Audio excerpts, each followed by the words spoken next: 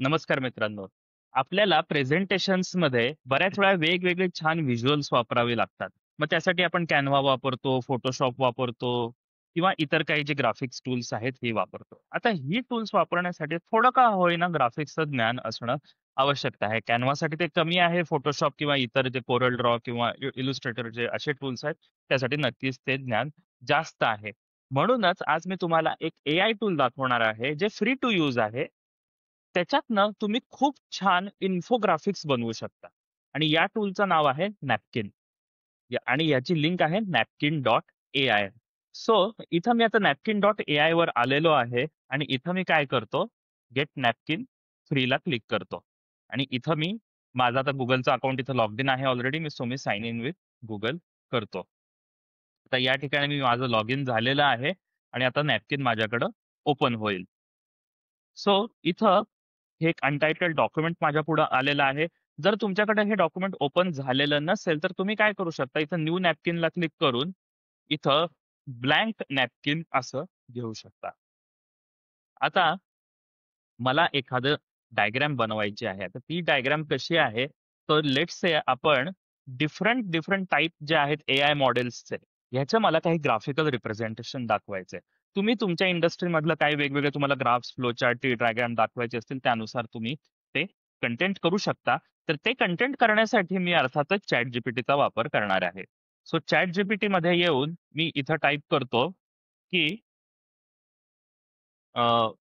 Give me a list of different AI models किंवा different LLMs म्हणूया किंवा ठीक आहे AI मॉडेल्स पण चालू शकेल. सेग्रेगेटेड बाय देअर टाइप्स. ठीक आहे. आता मी सिंपल इथं प्रॉम्प्ट दिलेला आहे. आता इथं मला काय होतात, वेगवेगळे मॉडेल्स येत आहेत. जनरल पर्पज LLM मध्ये हे आलेले आहेत किंवा मल्टी मॉडेल मॉडेल्स मध्ये काही आलेत. इमेज जनरेशन मॉडेल्स आहेत. वेगवेगळे इथं काय आहेत, मॉडेल्स माझ्याकडं आहेत. सो आता हा कंटेंट मी काय करणार आहे, हा कंटेंट मी सगळा कॉपी करणार आहे. सो आपण पूर्ण वाट बघूया. सो इथं आता मी कॉपी करतो आणि नॅपकिन मध्ये जाऊन मी काय करतो, ते सगळं पेस्ट करतो.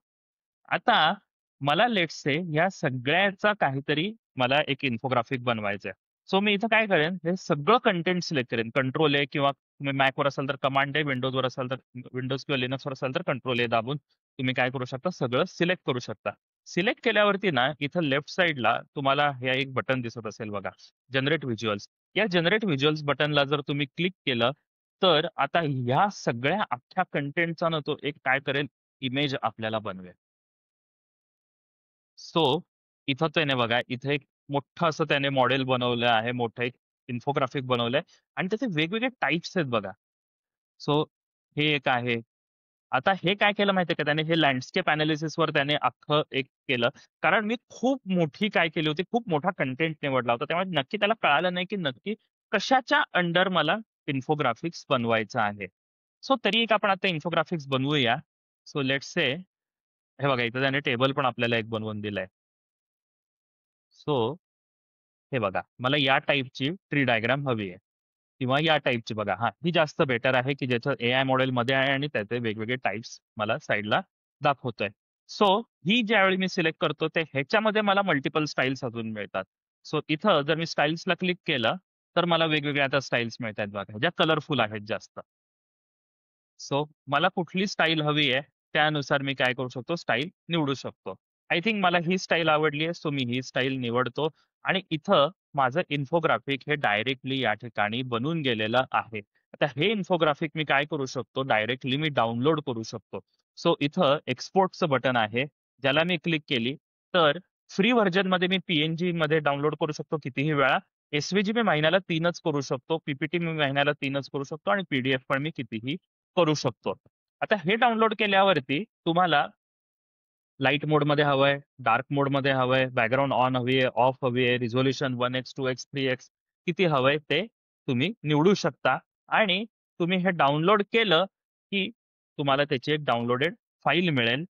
आता ही जर तुम्ही डाउनलोड केलेली फाईल पाहिली तर ही एकदम हाय रिझोल्युशन फाईल असते आणि ही कुठेही तुम्ही वापरू शकता. पण खाली एक छोटासा काय येतो, नॅपकिनचा वॉटरमार्क येतो, तो अर्थात तुम्हाला एडिट करायचा असेल तुम्ही एडिट करू शकता. पण जर आपण एखादं सॉफ्टवेअर फ्रीमध्ये वापरत असू आणि जर तो अगदी छोटा वॉटरमार्क असेल, तर तो ठेवायला काही हरकत नाहीये. त्यानेच हे पुढे सॉफ्टवेअर काय होतात, पॉप्युलर होतात. सो हे झालंय एक मी तुम्हाला अख्खं कंटेंट सिलेक्ट करून मी तुम्हाला काय केलं, त्याचं एक इन्फोग्राफिक बनवलं. पण नॅपकिनमध्ये सगळ्यात महत्त्वाची काय गोष्ट आहे माहितीये का, की मी ना छोटा कंटेंट पण सिलेक्ट करू शकतो. लेट्स से मला फक्त जनरल पर्पज एल-एल-एम्स वरती हवंय. सो मी एवढाच कंटेंट सिलेक्ट केला आणि आता मी ह्या काय केलं, ब्लू बटनला क्लिक केली.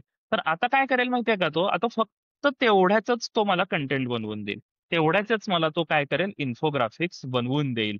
सो आता त्याने काय केलं, L-L-AIIMS rank bye size and complexity असं करून हे मला जे जनरल पर्पज एल-एल-एम्स आहेत त्याच्यामध्ये त्याने मला इमेज एक बनवून दिली. अर्थातच तुम्हाला अगेन इथं वेगवेगळ्या प्रकारच्या तुम्ही काय करू शकता, इन्फोग्राफिक्स तुम्ही सिलेक्ट करू शकता. आता हे कंपॅरिझन चार्ट टाइप आहे. हे थोडंसं अजून बेटर त्याचं व्हर्जन आहे. अशा पद्धतीचं एक तुम्ही घेऊ शकता. तर तुम्हाला कुठल्या टाइपचं हवं आहे हे तुम्ही निवडू शकता. सो आणि जर तुम्ही इथं मोरला क्लिक केलं तर तुम्हाला अजून ऑप्शन्स त्याच्यामध्ये मिळून जातील. तर लेट्स से मला हे अशा टाइपचं एक हवंय.